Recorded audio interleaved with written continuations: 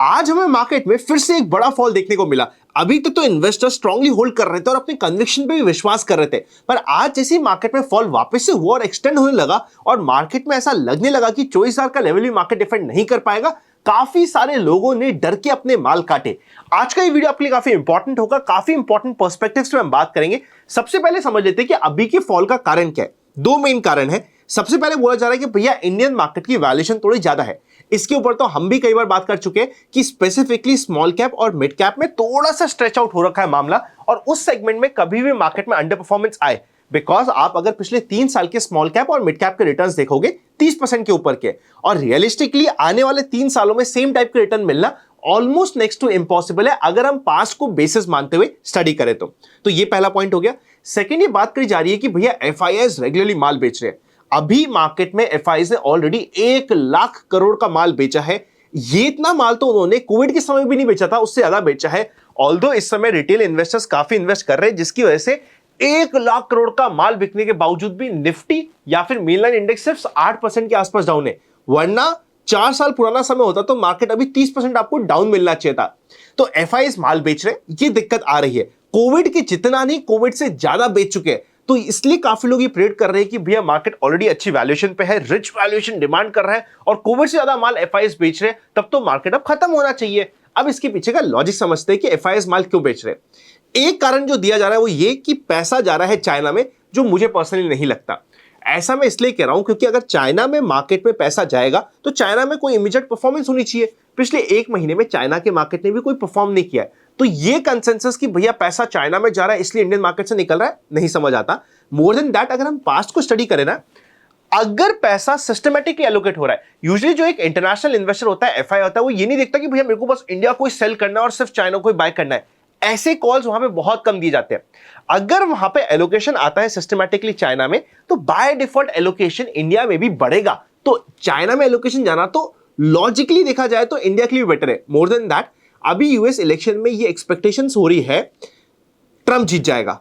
Trump जीतेगा तो ये एक्सपेक्टेशंस है वापस से कि वो काफी सारे रेस्ट्रिक्शन चाइना पे लगा सकता है। अगर चाइना पे रिस्ट्रिक्शन आएगा तो कोई भी ये रिस्क नहीं लेगा कि भैया चाइना में मैं ओवर एक्सपोज हो जाऊं, क्योंकि अगर एक बार रिस्ट्रिक्शन आए चाइना पे तो चाइना का मार्केट बैडली परफॉर्म करेगा। बेसिक सा लॉजिक है, सबको पता है। तो ये जो पहला लॉजिक है ना कि एफआईआईज इंडिया से निकाल के माल चाइना में एलोकेट कर रहे हैं, मुझे समझ नहीं आता। आपको आता तो आप कमेंट कर दीजिएगा, और मुझे ये भी कमेंट करिएगा कि आपके हिसाब से अभी जो मार्केट का फॉल चल रहा है, इसमें निफ्टी के लेवल वाइज, जैसे अभी आज के दिन निफ्टी की क्लोजिंग हुई है 24,180 के आसपास, 24,180 के आसपास, मार्केट में इसका बॉटम कहां बनेगा मुझे कमेंट करिएगा। लेट्स सी कितने लोग सही होते हैं।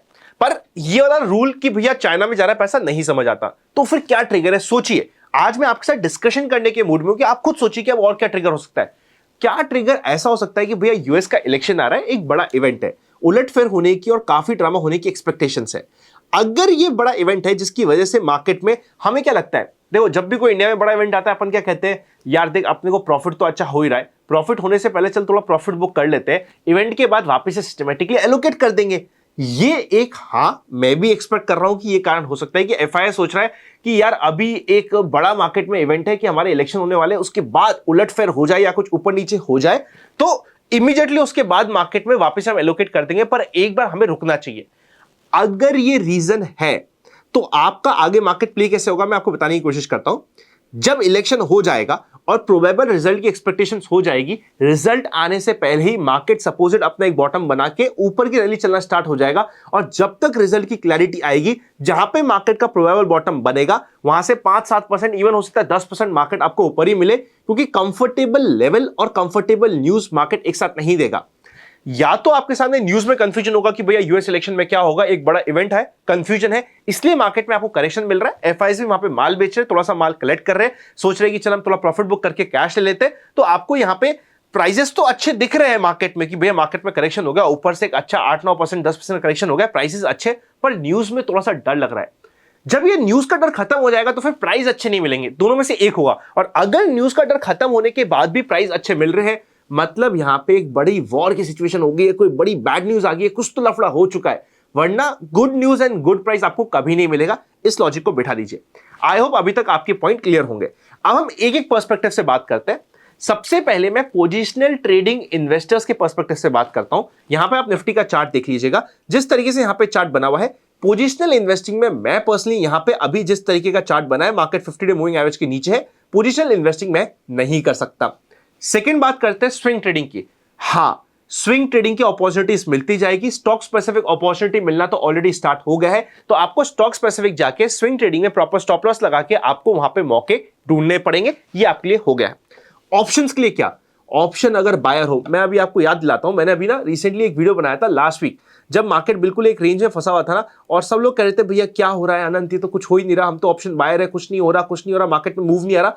उस समय मैंने एक एग्जाम्पल बताया था आपको ड्राइविड का कि भैया मार्केट अभी एक रेंज में है, प्लेस करो। अभी इमीडिएटली आपको कभी भी मार्केट 1000 पॉइंट का मूव दे देगा। ये देखो निफ्टी में आ गया 1000, बैंक निफ्टी में आ गया आपको 2-2 पॉइंट का मूव जो हम एक्सपेक्ट कर रहे थे, और जो मैंने आपको कहा भी था उस एग्जांपल में कि बहुत जल्दी, बाय द वे जिस दिन वो वीडियो गया था ना उसके अगले दिन से ही मूव आना स्टार्ट हो गया था कि बहुत जल्दी आपको मूव मिलने वाला है, तो मार्केट में एक सिंगल डायरेक्शन मूव आ गया है। तो ऑप्शन बायर की यहां पे अपॉर्चुनिटी है। अगर एक आध दिन की वॉलेटिलिटी छोड़ देते हैं, उसके बाद आई फील नेक्स्ट वीक में इवन ऑप्शन सेलर के लिए अपॉर्चुनिटी रहेगी, तो वहां पे ध्यान लगाया जा सकता है, वो आपके लिए अपॉर्चुनिटी होगी। अब हम ये एक्सपेक्ट करते हैं कि यहां पे हमारा प्रोबेबल बॉटम हो क्या सकता है। देखिए जिस तरीके के आज के दिन बैंक की न्यूज आई ना, बैंक निफ्टी के लिए इंपॉर्टेंट सपोर्ट जोन यही बना हुआ था जो पुराना लेवल था, जो इस बार थर्ड टाइम रीटेस्ट हो रहा है। First time, second time, third time आपकी क्वांटिटीज कम होनी चाहिए, पर ये एक इंपॉर्टेंट सपोर्ट लेवल होता है जिसके ऊपर नजर रहेगी। यहां पे एक छोटे से स्टॉप लॉस के साथ यहां पे नजर रहेगी। प्रोबेबिलिटी इसकी सक्सेस होने की सिर्फ 50% ही है।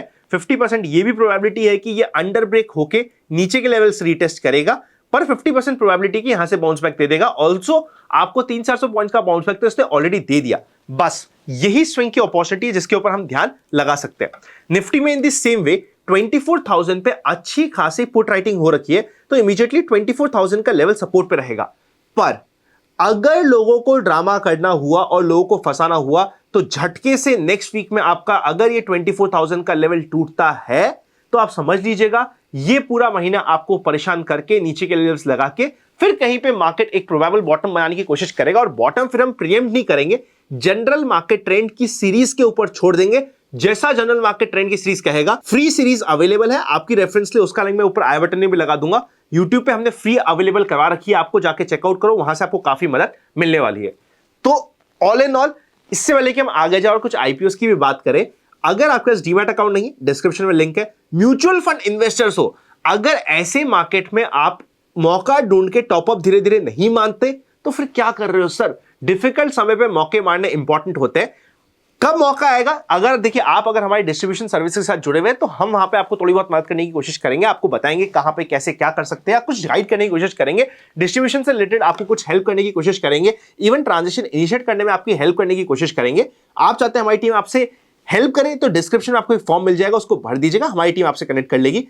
वरना अगर आप खुद भी करते तो आप सोचिए कि डिफिकल्ट समय पे क्या हमें टॉपअप करना चाहिए, कितना करना चाहिए, कैसे करना चाहिए, और प्लान कीजिए। अब बहुत जल्दी म्यूचुअल फंड के कुछ टॉपअप के भी यहां पे आपके पास मौके आएंगे, जिसको आपको फोकस करना पड़ेगा। स्ट्रैटेजी बना के काम आपको इंपॉर्टेंट होगा करना। तो ये सारे इंपॉर्टेंट पॉइंट्स हो गए। और डीमैट अकाउंट नहीं है तो डिस्क्रिप्शन में लिंक है, चेकआउट कर लीजिएगा। एक आईपीओ है जिसका अलॉटमेंट आ चुका है, जिसमें लोगों ने बार बार के पैसे लगाया था। इंडिया का सबसे ओवर सब्सक्राइब आईपीओ था वोरे का। वहां पे क्या लिस्टिंग पे दिक्कत आ जाएगी। देखो ये जरूर हो सकता है कि 100 रुपया मिल रहा था लिस्टिंग का, तो 90 मिलेगा, पर क्या मिलेगा ही नहीं। मुझे पर्सनली लगता अभी भी आई एम एक्सपेक्टिंग कि लिस्टिंग में, आईपीओ में, मेनलाइन आईपीओ में एटलीस्ट ज्यादा दिक्कत नहीं आनी चाहिए। थोड़ा बहुत ऊपर नीचे हो जाए परसेंटेज वाइज इज ओके, पर फिर भी अच्छी वहां पे अभी भी एक्सपेक्टेशंस बनी हुई है। ओवरऑल स्विंग ट्रेडिंग की अपॉर्चुनिटीज अब मिलनी स्टार्ट हो जाएगी। म्यूचुअल फंड्स में कुछ टॉपअप की अपॉर्चुनिटीज मिलनी स्टार्ट हो जाएगी। पोजिशनल ट्रेडिंग जब तक general market trend up trend में नहीं आता, हम नहीं कर सकते। वेट एंड वॉच करना पड़ेगा, जनरल मार्केट ट्रेंड को फॉलो करना पड़ेगा। क्या ये रिपीट ऑफ 2020 है, मार्केट में एक बड़ा क्रैश वेट कर रहा है, अभी हमारे पास उसके सिग्नल नहीं है। ये जो यहां पे हुआ है, दिस वाज एक्सपेक्टेड। अगर आप मेंबर हो तो आपको पता भी होगा, मैंने यहां पे कई बार डिस्कस किया था। जब यहां पे था ना, मैं यहां से डिस्कस करना स्टार्ट हो गया था, यार मेरे को कंफर्ट नहीं आ रहा, कभी भी मार्केट दे जाएगा झटका और हमें बचना चाहिए। तो ये एक्सपेक्टेड था। अब ये एक्सटेंड कब होगा? एक्सटेंड तब होगा जब ये मार्केट अपना 200 डे मूविंग एवरेज 23,600 के नीचे भी जाने लग जाए। तब मैं जरूर कहूंगा कि मार्केट एक बियर फेस में जाने की तैयारी कर रहा है या बियर फेस में जा रहा है। अभी तक जो ये मार्केट कर रहा है, this is normal part of correction जो मार्केट में आता है।